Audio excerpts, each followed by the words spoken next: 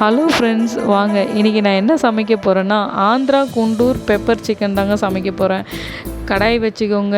அதில் எண்ணெய் சூடான உடனே நான் என்ன செய்ய போகிறேன்னா அதில் ஒரு 2 பட்டை, லவங்கம், ஏலக்காய் தாங்க இதில் போடுறேன். அதுக்கப்புறமா கட் பண்ணி வச்ச ஆனியனை இதில் நான் சேர்த்துக்கிறேன். ஆனியனை சேர்த்த உடனே இதை நல்லா நம்ம கொஞ்சம் வதக்கிக்கணுங்க. நல்ல பொன்னிறமாக இந்த வெங்காயம் வதங்கினதுக்கப்புறம் தேவையான இப்போ நான் ஒரு 3/4 கிலோ சிக்கனுக்கு தான் இப்போ நான் சமைச்சின்ருக்கேன். அதுக்கு ஒரு 4 தக்காளி இருந்தால் போதும். தக்காளியை நிறையவும் சேர்க்கக்கூடாது, சேர்த்தா கொஞ்சம் புளிப்பு இருக்கிற மாதிரி இருக்கும். அதனால் நான் ஒரு 4 தக்காளியை சேர்த்துருக்கேன். அதோடு இஞ்சி பூண்டு பேஸ்ட் இதில் போட்டு அடி பிடிக்காமல் இதை நல்லா கிளறிக்கணுங்க.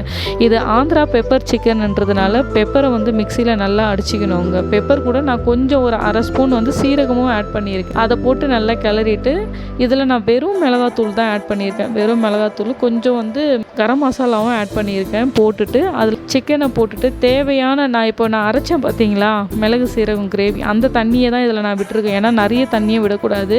இது நம்ம கிரேவி மாதிரி தான் பண்ணுறோம். நல்லா அடிப்பிடிக்காமல் கிளறிட்டு அது மேலே கொஞ்சம் கருவேப்பிலையை தூவிக்கலாம்.